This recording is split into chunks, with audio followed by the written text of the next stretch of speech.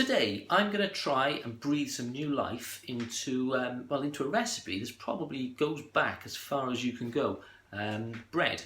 I mean, we all take it for granted now. We go to the supermarket, buy a loaf of bread, buy some fresh bread, but it's not really fresh. Fresh bread is when you make it yourself.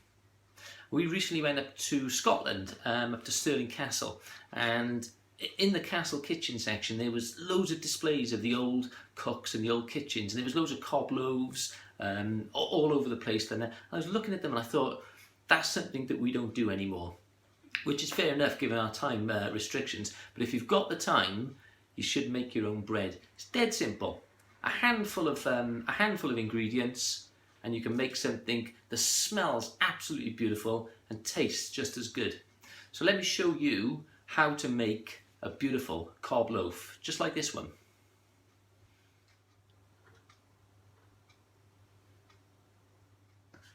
You're going to need some strong white bread flour. Okay, you can buy that in any superstore. You're going to want some salt, some olive oil, and I've got here some dried yeast, okay, dried fast-acting yeast, 7-gram package of that, okay, and all you're going to need on top of that is some water, lukewarm water. Okay, first thing to do is to get our ingredients into a bowl. So, with our bowl, we've got 500 grams of strong bread flour. You can just get that straight into the bowl. You need to add 1 to 2 teaspoons of salt. Get that into the flour. 2 teaspoons for me.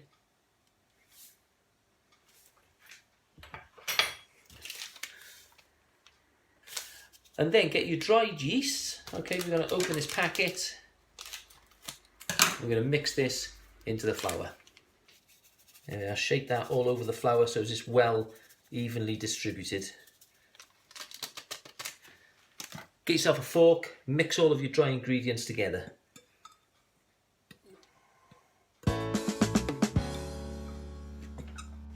So with all your dry ingredients mixed into the bowl, it's time to add the wet ingredients, i.e. the olive oil or rapeseed oil and the water. So you want 300 millilitres of water, 30 millilitres of oil. So make a well in the centre. 30 millilitres, I'm using rapeseed oil, which is about 2 tablespoons. Into there. And then 300 millilitres of lukewarm water.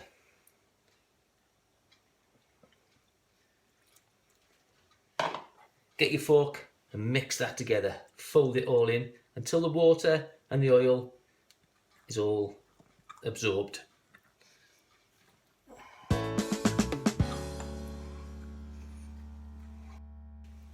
So once that's all been folded in, your water and your oil has all been absorbed into the flour, what we're going to do is we're going to get our hands in now. We're going to get this tipped out onto a well-floured surface and we're going to knead it. And you're going to want to knead this for about 10 minutes, maybe 15 minutes. Okay, it's a bit of work, but it's well worth it in the end.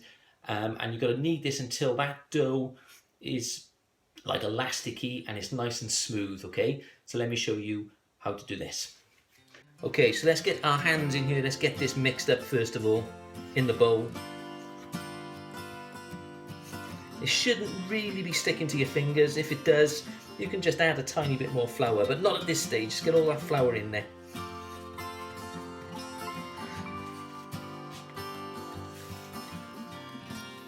Tip it out.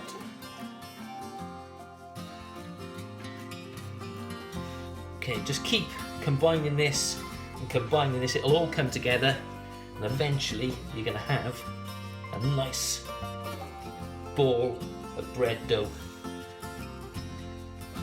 There we are, stop sticking now.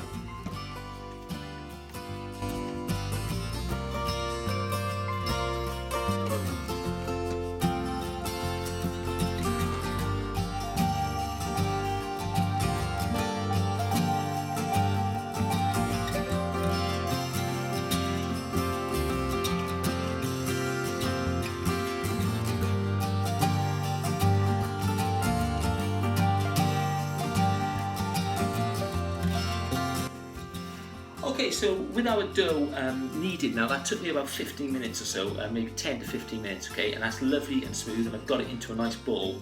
What we're going to do, I've got a lightly greased bowl here, and we're going to pop the dough in the bowl, and we're going to leave it to prove, because what I need to do now is I need to double in size, preferably fill the bowl, which should take about an hour, depends how warm your room is, okay, so leave it in a warm place, let it prove until it's virtually filled the bowl.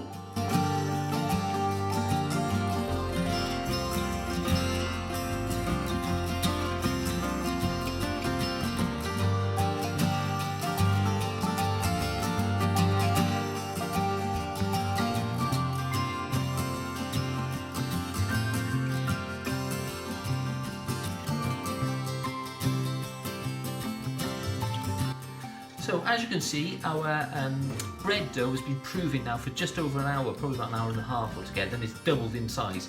So it's ready now to knock it back and then reprove it for its final proving before we bung it in the oven. Okay, let's knock this bad boy back. Okay, so to knock this back now, let's get that out. It should come out quite easily because we did grease it. There we go. Get that back onto a floured surface. Just push it all back down. And once you've got that into a ball, that is pretty much ready now for a second proving, which is the last proving before it goes in the oven. So we're going to put this onto the some baking parchment on a tray, and we're going to let that prove for about another hour. Take your bread in the centre, nice round ball.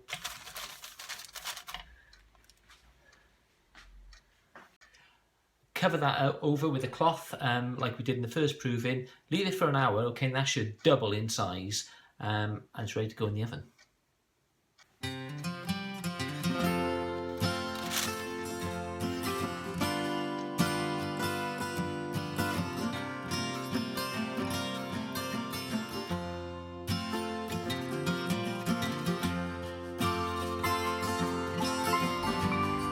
So our bread has been proving now for the second time here for about an hour under this cloth, and it's ready to go in the oven.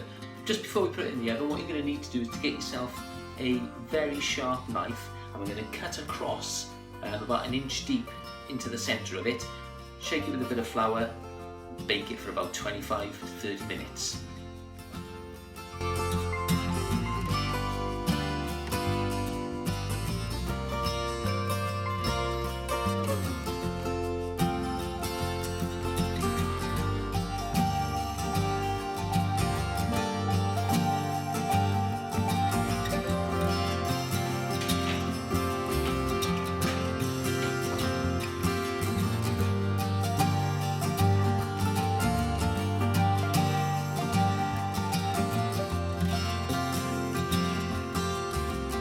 Okay, so our bread has been in that oven now for about 25 to 30 minutes, okay? The alarm's just gone off, it's ready to come out. Just had a quick look at it, it's beautifully brown, looking pretty good. Let's get it out, cool it down on a wire rack, and check to make sure it's cooked.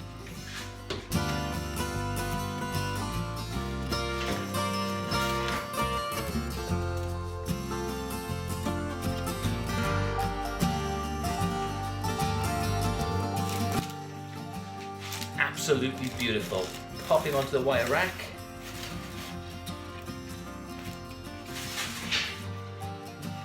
Just to check to make sure this bread is cooked, we can see it's nice and brown. Get it on its side and tap it.